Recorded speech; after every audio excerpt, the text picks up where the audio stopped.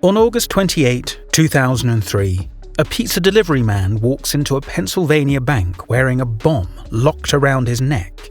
The security cameras capture every moment as Brian Wells calmly demands $250,000. 40 minutes later, he dies in front of police, the explosive device detonating while news cameras roll.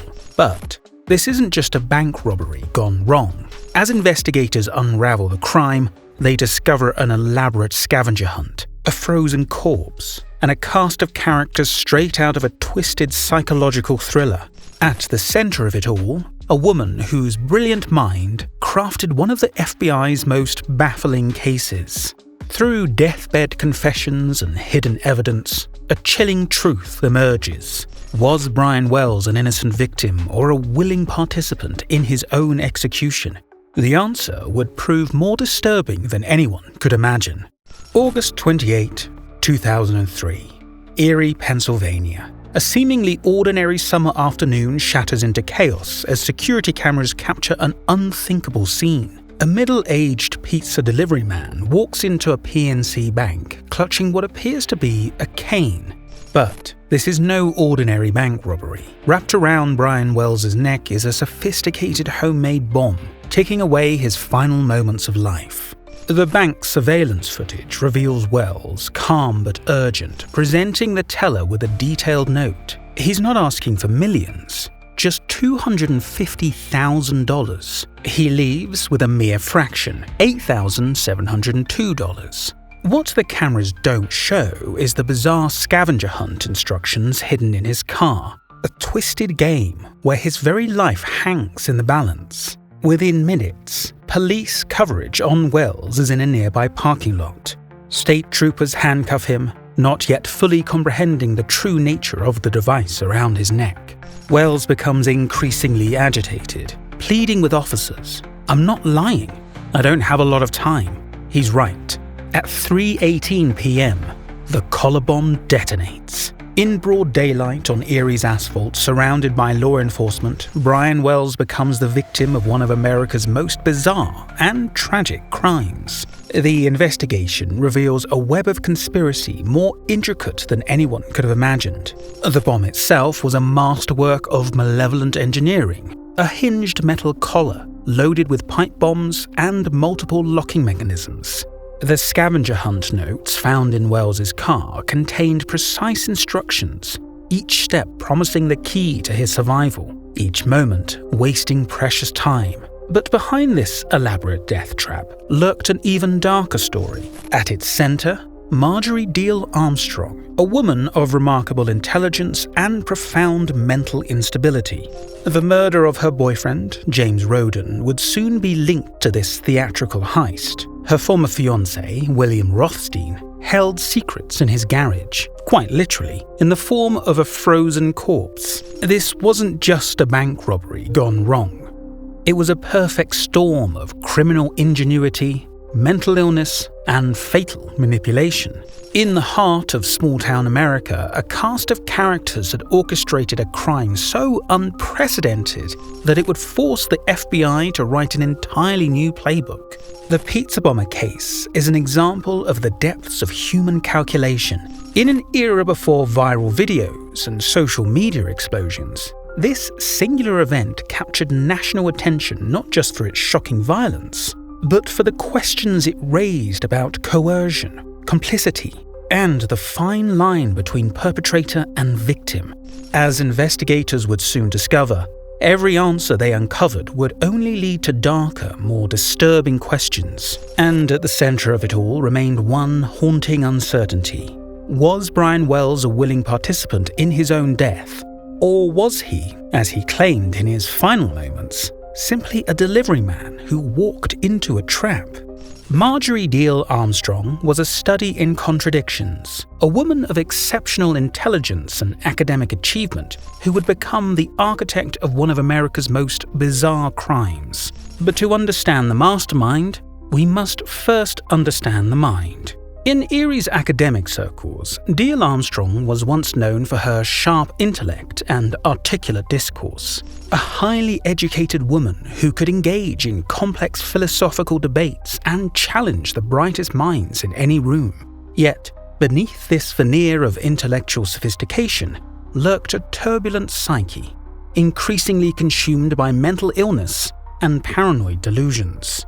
Her relationship history reads like a warning sign in retrospect. William Rothstein, her former fiancé, would later become a key player in the collar bomb plot. James Roden, her boyfriend, would end up murdered, his body stored in a freezer, a grim secret that would eventually help unravel the entire conspiracy. Each relationship seemed to spiral further into darkness, each connection tainted by manipulation and violence. In stark contrast stood Brian Wells, the man who would become the face of this tragedy. A pizza delivery driver known to his customers for his reliability and friendly demeanor, Wells was a familiar figure in Erie's working-class community. To those who knew him, he was simply Brian, the dependable delivery man who knew every shortcut in town, who would brave any weather to ensure hot pizzas reached their destination. Colleagues remembered him as punctual, often arriving early for his shifts at the pizzeria. He took pride in his work, maintaining a perfect delivery record that spanned years. It was this very reliability that may have made him the perfect target. The intersection of these lives, the brilliant but troubled Diehl-Armstrong and the hard-working Wells, would prove fatal. But what drove someone of Diehl-Armstrong's intellectual capacity to orchestrate such an elaborate and cruel scheme? Investigators will uncover a pattern of escalating behavior, fueled by untreated mental illness and a growing obsession with elaborate conspiracies. Her intelligence, rather than serving as a foundation for success, became a tool for crafting increasingly complex criminal schemes. Kenneth Barnes, another conspirator, would later reveal the cold calculation behind the plot. The bank robbery wasn't just about money, it was about power, control, and the execution of an intricate plan that would prove Diehl-Armstrong's criminal genius. Each person in her orbit seemed to serve a specific purpose.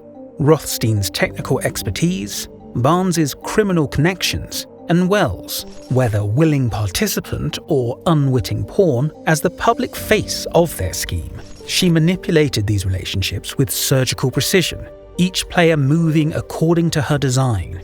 But what made this crime truly chilling was how meticulously it was planned. The sequence was precise. Wells was fitted with the bomb collar, then given a series of complex instructions that sent him on a timed scavenger hunt across Erie. Each location contained clues that supposedly would help him disarm the bomb, but the tasks were designed to be impossible to complete in time. He was then directed to rob the PNC Bank, with explicit instructions about what to say and how much to demand. When police caught up with him, Wells desperately tried to explain that he was being forced to commit the robbery.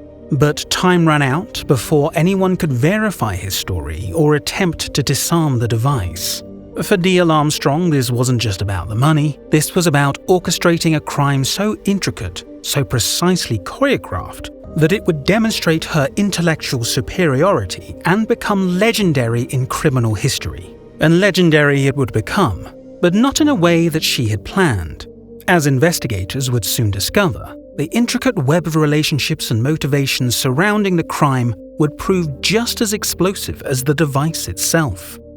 In 2010, 7 years after Brian Wells met his tragic end in Erie, Pennsylvania, justice finally arrived. Marjorie Diehl-Armstrong received life plus 30 years in federal prison for her role as the mastermind of the collar bomb plot. But the path to this verdict would reveal a conspiracy more intricate than anyone could have imagined. The breakthrough came through an unexpected source: William Rothstein's deathbed confession about the frozen body in his garage. Like a row of deadly dominoes, one secret toppled into another. Kenneth Barnes, facing his own mortality, would eventually crack, revealing the elaborate planning behind what the FBI dubbed one of the most complicated and bizarre crimes in the annals of the Bureau.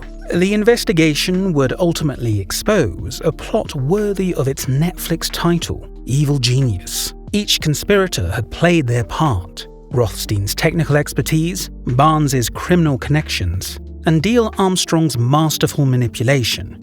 But the greatest tragedy remained Brian Wells, whose role, willing participant or innocent victim, would continue to haunt investigators. In the history of American crime, the collar bomb stands unique.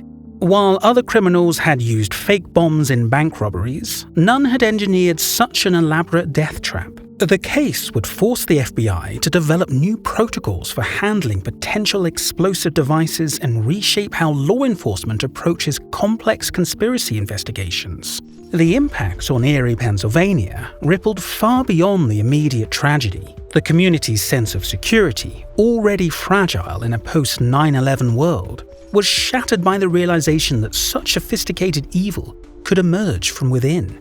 Local pizza delivery services would implement new safety protocols, and banks would enhance their security measures. The Netflix documentary series Evil Genius would later captivate audiences worldwide, but for those closest to the case, the wounds remain raw. The Wells family continues to seek answers, while the community grapples with the complex legacy of a crime that defied explanation. Perhaps the most chilling lesson of the collar bomb case is how intelligence, when twisted by mental illness and malevolent intent, can create unprecedented forms of evil. It stands as a reminder that the most dangerous criminals aren't always those who act on impulse, but those who plan with precision and execute with patience. In the end, justice was served. But questions linger. The case files remain open in many minds, confirming its complexity and the human capacity for both brilliant calculation and unfathomable cruelty.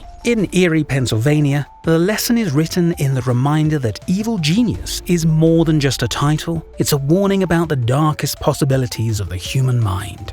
Remember, every crime has a story. Every story has a lesson.